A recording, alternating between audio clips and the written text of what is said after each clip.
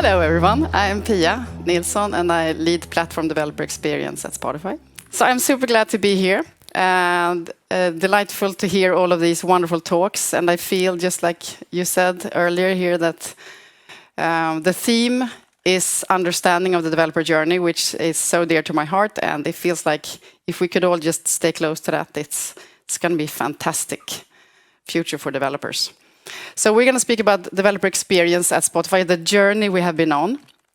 I joined Spotify 2016, so this is going to be a little bit about my own journey also, having been an engineer for 14 years before I went into leadership. And Vincenzo is then going to go deeper into what we're doing about our challenges, but I'm going to go through what were our challenges when I joined 2016. So why developer experience is so important? Well, 40% of our employees are engineers at Spotify. So that means our entire innovation engine are the engineers. Without them being fast, we're not going to outcompete, not said competitors. So it's incredibly important for us that our engineers are not spending time on things that are low level. But what is then a great developer experience? That is some of the things that my department is challenged with. How do we define it? So we have the DORA metrics, wonderful people in Google that we speak to all the time, GitHub folks. Everyone has their own view, which is super relevant, on what is actually a great developer experience. Some think it looks like this. Yes, it's true. And some others don't.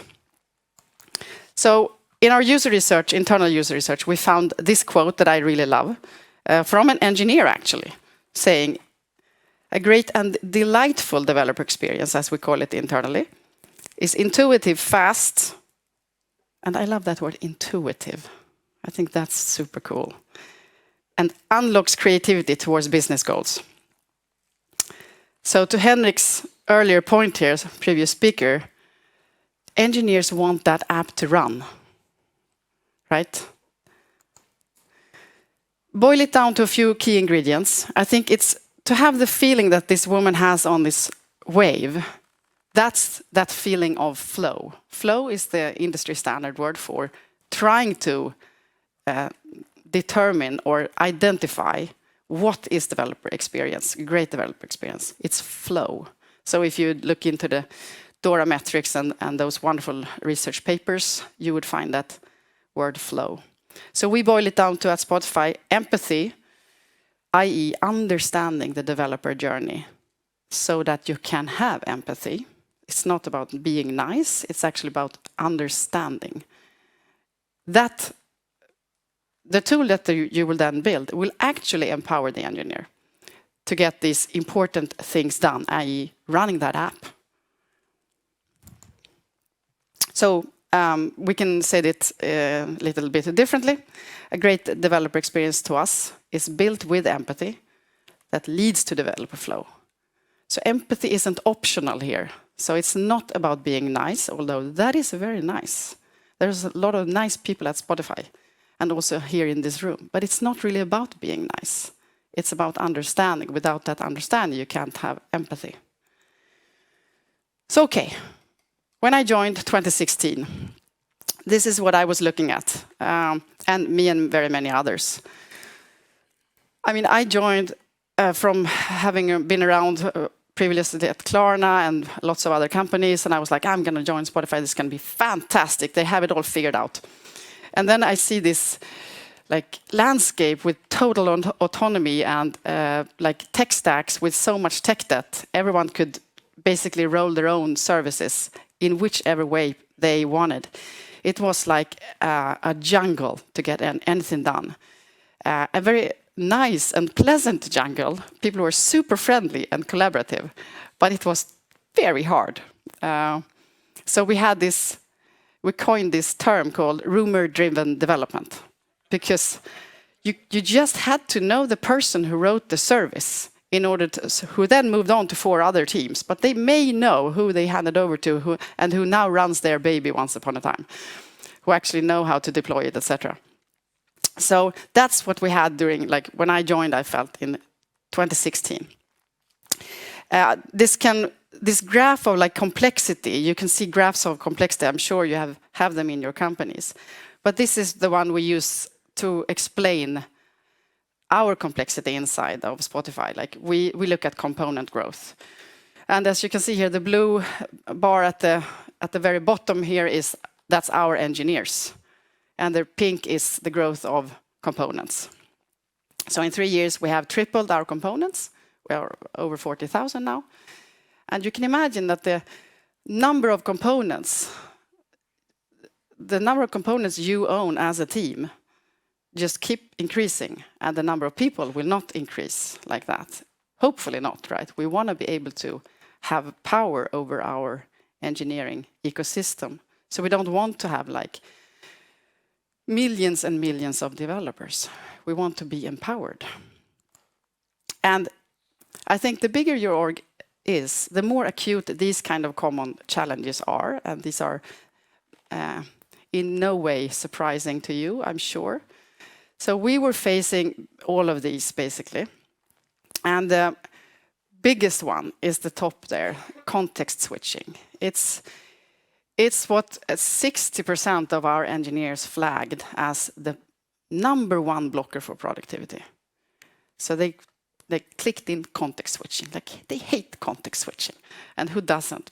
So to me, it has become like, when I think about a great developer experience, I think of it as the opposite of context switching.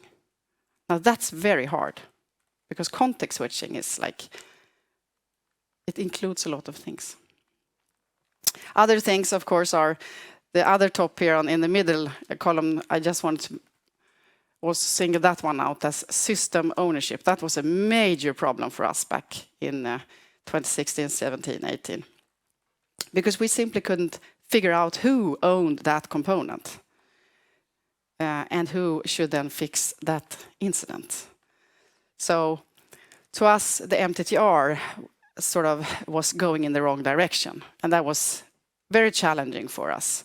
So all of these sort of real problems led us to realize that we got to do something, and we're not sure what. So what we did was we did a survey. And now that's a commercial tool that we also sell called Pulse. So internally, we have been running that for years. And we boiled it down to a couple of pain points. But of course, there are very many in complex ecosystems. But the first one, of course, is context switching that the engineers provided to us. Like every single person basically like clicks. Context switching is the main blocker of my productivity. And then we have this interesting one. Different developer journeys. So to us, that is, if you look at the feature team, they run a few backend services, a few client features, Android and iOS, different developers, usually.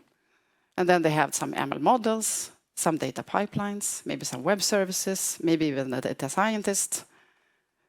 All of these developers are in one team, of course.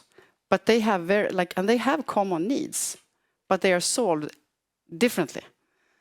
Of course, if you go back to the common engineering challenges, how do you solve migrations? How do you solve fragmentation? How do you solve standardization? Usually, it's like stack-oriented, right? Developer stack-oriented. And that's what we mean with different developer journeys here. So we were like on a higher level seeing, oh, there's cognitive load for the engineer traversing all of these, because we want our engineers to be so-called T-shaped, or even M-shaped. Like we want them to be both deep and broad to a certain degree. Like we want a backend engineer to also be able to review a pull request from a web engineer. We want an ML engineer to also dabble a little in web, because that would whatever that unblocks that team, right? But that's just so hard if everything always looks very different.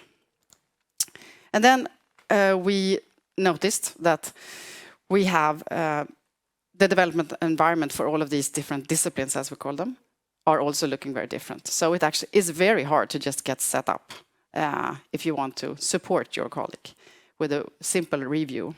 The code is the least problem almost. It's the integration environment. And the last one that stood out to us in this long list of sort of what's causing this context switching. We call it low-level toil. So here you find the third-party library updates that your team have to do, the compliance requirements, etc.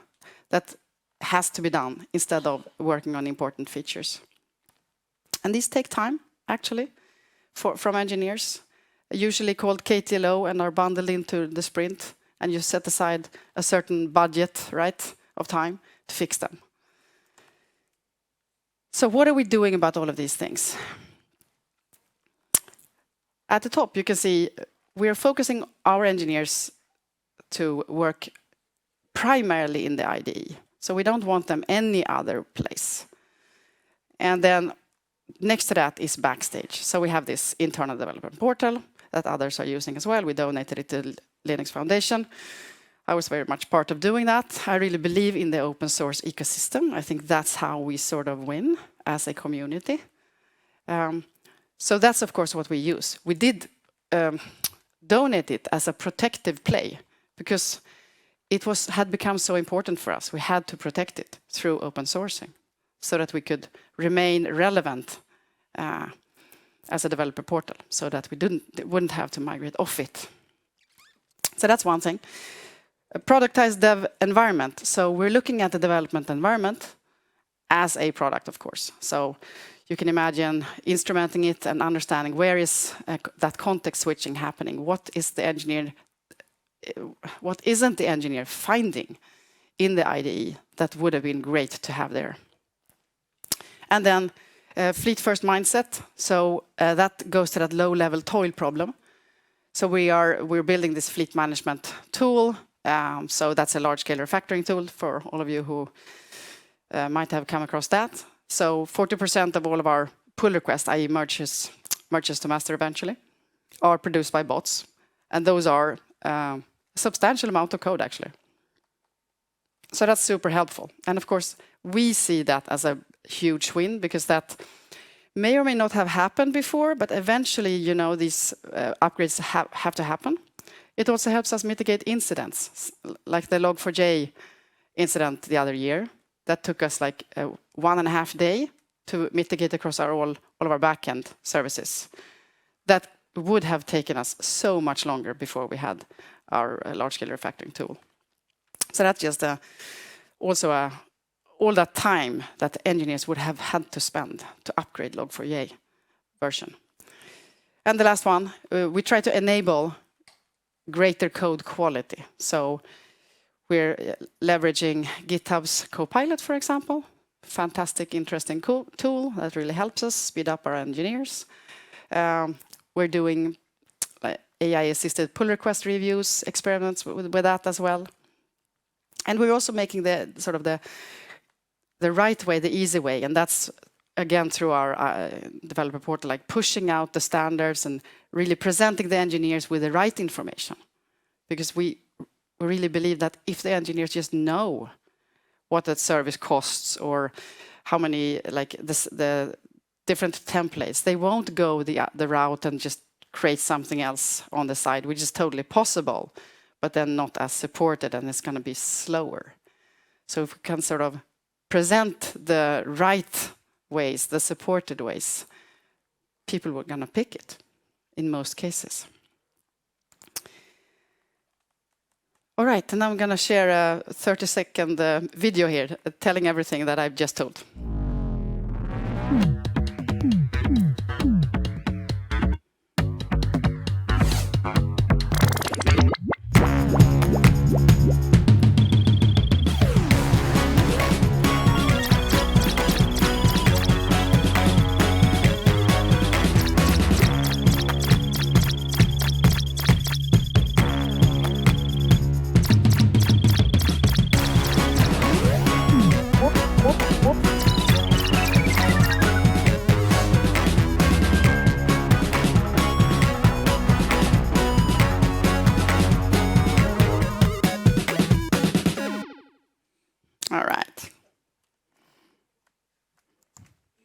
Okay, so we're going to go into a little bit about what we have been doing about these things, and there are many. One of them are sort of Backstage as the integration layer for all of the things that are going on under the hood to solve, to sort of address these huge, interesting challenges.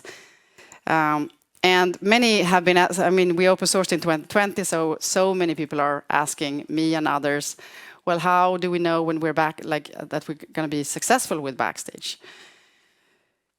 And sort of, we hadn't really done much research ourselves because we just, you just know when something is like, I can't live without this thing. But then we realized that we have to do some research here to have some answers to folks.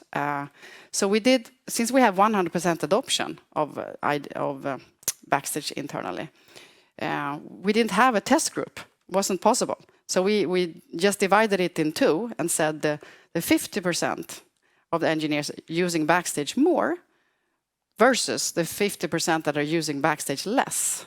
Let's compare those. And this is what we found. So the 50% that are using, we call them frequent users. They are 2.3 times more active in our GitHub repo, and they have 17% faster cycle times. And there are many, many more numbers like this. You find it in our blog post. And I just found, before I leave over to Vincenzo here, I just found, having been an engineer for many years, I've never actually been able to see context switching, the cost of context switching. It's so hard. But I think this is one these are numbers that actually point to this elusive problem. Because these low frequent users, they actually have Backstage. So if we would have had a test group that wouldn't have Backstage inside of the Spotify ecosystem, how slow would they be? I don't know. But at least I can see that the ones who are using Backstage more are more than twice as fast, which is, I think, incredibly cool. Cool. So I'm going to hand over now to Vincenzo, who's going to speak a little bit more about what we're doing. Thank you, Pia. Hi, everyone. My name is Vincenzo. I'm an engineer at Spotify, and I work on Backstage. In this second part of the talk, we're gonna go through what Backstage is. But first, I need to know, first quick survey, how many of you have tried Backstage or used Backstage in production? Hands. Amazing. Let's talk later. Okay, for the others who don't know what Backstage is, don't worry, we're gonna cover the reason why we have created Backstage, and we're gonna touch Backstage with hands with a live demo. And in order to explain what Backstage is, I would like to start with a story. So 2.5 years ago, I was interviewing for my current position at Spotify. And I remember during the interview, someone asked me if I was familiar with what Backstage was. And, the question sounded a bit suspicious. So I said, yes, I know what Backstage is. I lied. In reality, my knowledge of Backstage was similar to this. Something that, it exists, but it's really hard to understand what it is or what it does. And, I've tried to read articles. I remember articles, watch videos. I couldn't understand what the heck Backstage was. Until one day I joined Spotify. My first day of work at Spotify was mind-blowing. Let me explain why. So I joined, when you join a company, you got your laptop, you get access to your account. And I remember in the morning, after that, I received an email. Here it is. So in this email, they were basically asking me to complete 2 tasks. The first task was, please watch some boring onboarding videos. And the second task was, press this link and follow your golden path. So if you don't know what a golden path is basically an opinionated tutorial that guides you through how to build something. And I didn't know what a golden path was either, so I was so curious. I pressed the link, and I basically landed on this page where there was a Backstage logo at the top, so this was supposed to be the mysterious Backstage. And in this page, there were some golden paths divided by category, like backend, machine learning, data, and so on. So as a full-stack engineer, I just picked up the web golden path, and this golden path basically teach you how to build a new website at Spotify. And it starts from the basic, like how to set up Git locally, how to install Node, properly Node on your machine, and continuing into how to explain to you how to create a new component, in this case, a new website using Backstage. And the procedure for creating a new component looks similar to this. You go to Backstage, press the Create button, select New Component, and then you land on this page where you have some template you could choose from. A template is basically a blueprint of software that follows our best practices that we set at Spotify. It can be, a Spring Boot application, or a Java library, or a React frontend application, and so on. So you select the template you want related to the new component you want to bootstrap. In this case, I've selected a Go backend service. You fill in the information about the new software you want to create, together with some information about who the owner of the new component should be. And then you provide some extra information that the template is needing. Right now, it's asking for a Kubernetes namespace and a GCP project ID. So once you've done with that, and you press the final Create button, Backstage will do the magic for you.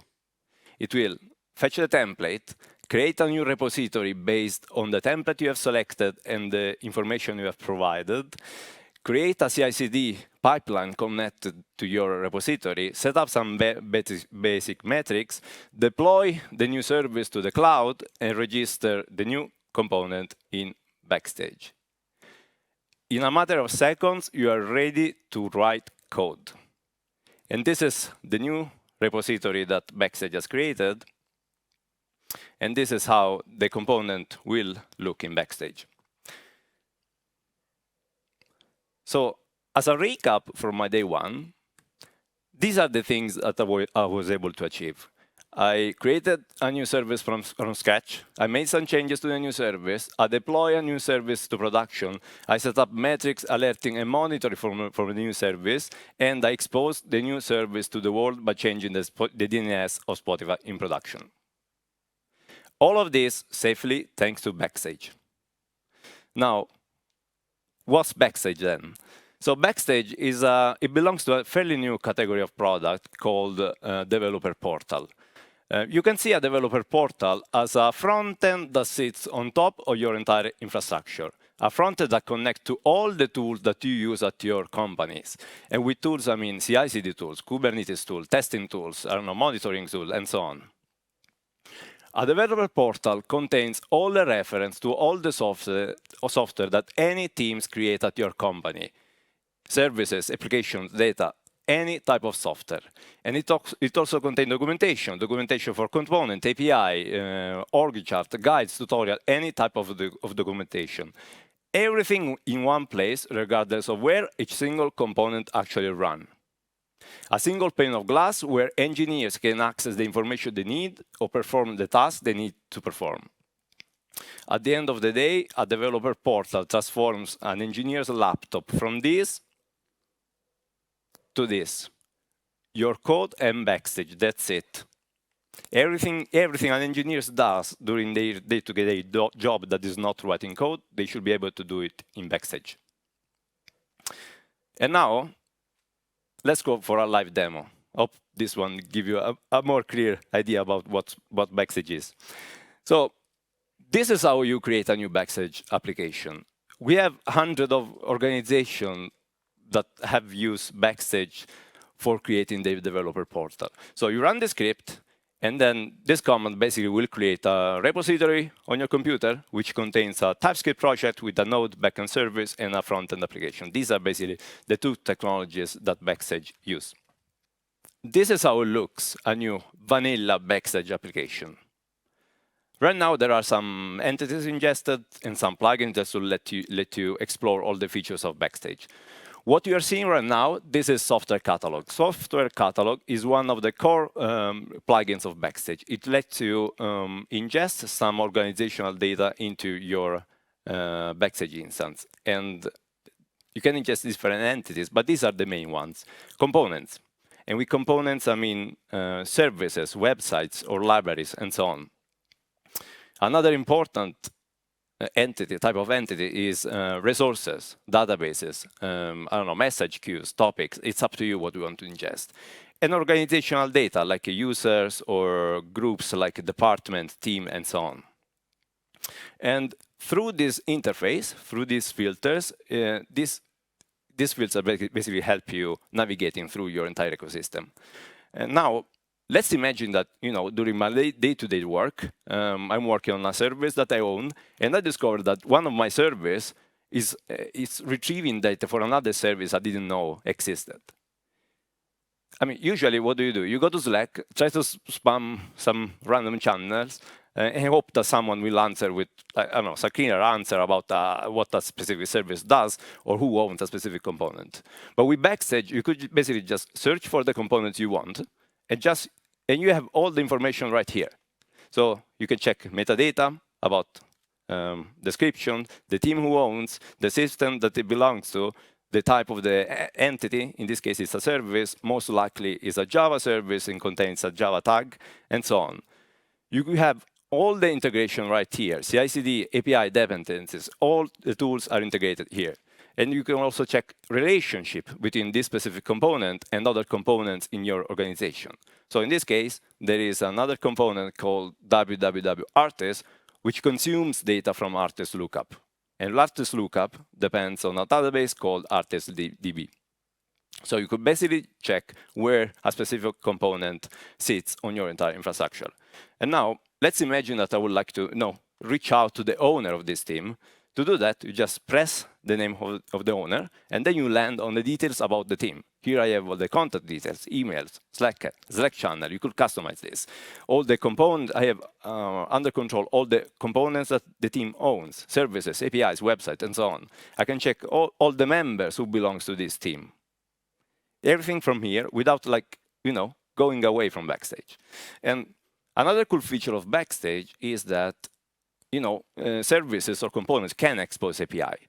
And with Backstage, you also have the possibility to ingest the API of a service. This means the definition of an API. So that means that if you do that, you're able to explore an API directly from Backstage, invoke the endpoints directly from here, without trying to, try to check where the component is actually deployed, or try to find the Swagger page. You have everything under control from here. And Backstage is powerful because it's built on an extensible plugin architecture. Plugins basically add new functionality to your Backstage instance. And you can basically install plugins as you want. There are hundreds of them already available in open source, but in case you have very specific need, you can create your own private plugins.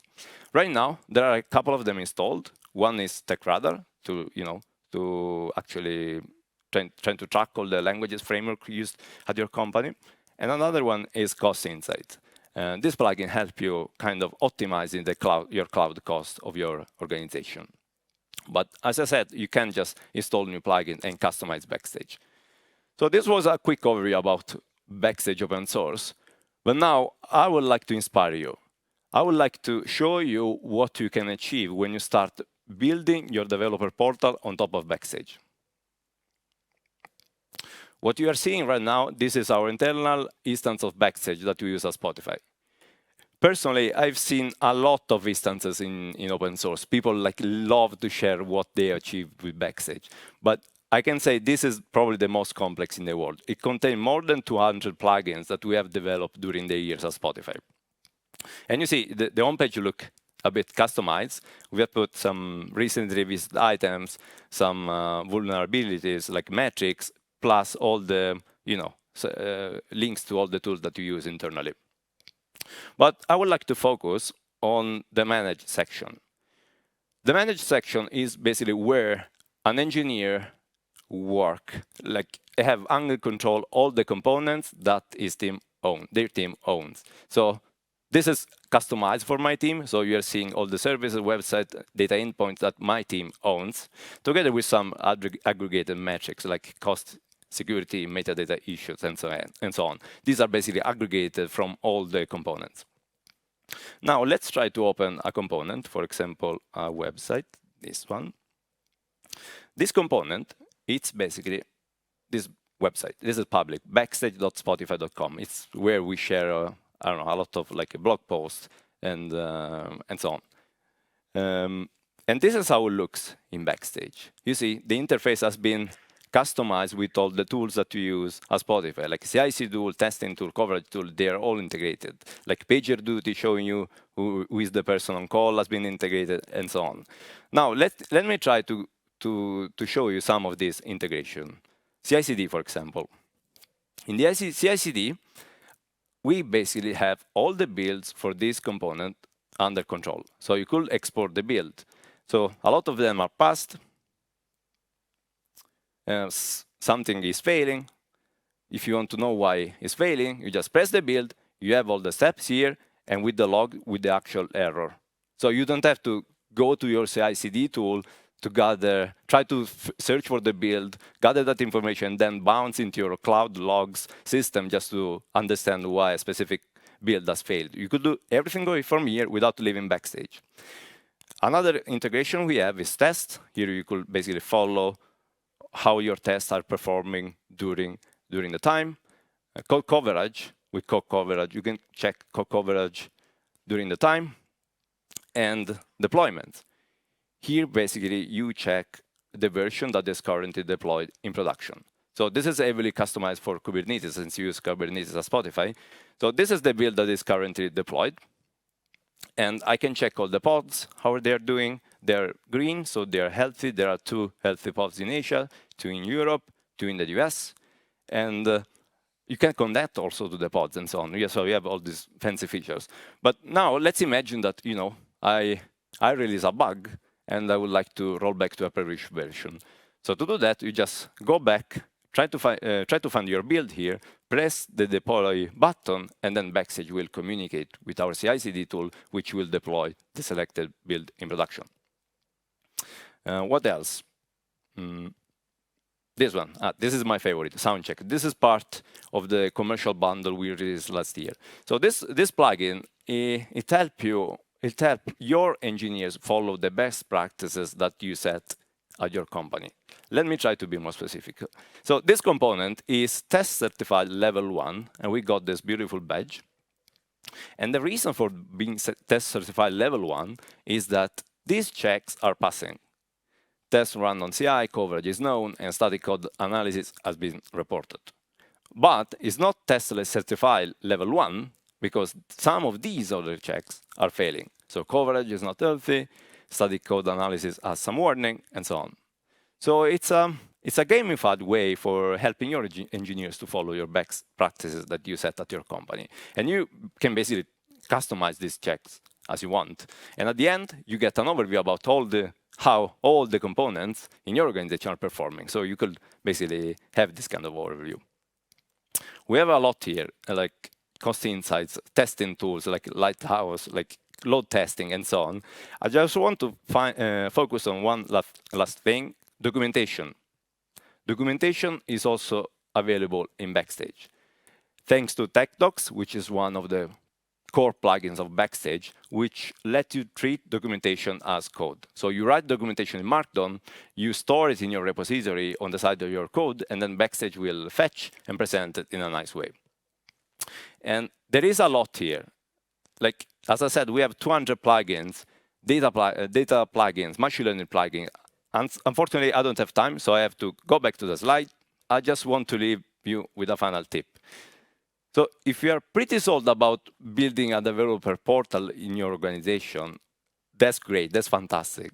But please, please, please don't go on your own. Don't build it from scratch. Use Backstage, because if you use Backstage, you're going to move faster and you're going to be part of a big community. We have 23,000 stars on GitHub, 1,200 unique contributors to the project, and our Discord server has 11,000 members, really happy to help you in case you have a problem. And last but not least, we counted 2,200 companies who have used Backstage for creating their own developer portals. And these are just the companies we are aware of, so there are definitely more out there. And if you like what we have built internally, we are also offering a way to run Backstage the Spotify way through a growing set of plugins or commercial plugins. These are the ones that are currently available. Soundcheck, our standardization tool that help your team with your tech alignment. Skill Exchange, our commercial and learning platform. Pulse, it's an engineering satisfaction plugin survey. And RBAC and Insights to help you control and track your internal usage of Backstage. Last August, we also released Confidence, which is our externalization platform, which is currently in private beta. We believe that leveraging some of these plugins will speed you up in case you want to build your developer portal on top of Backstage. Thank you.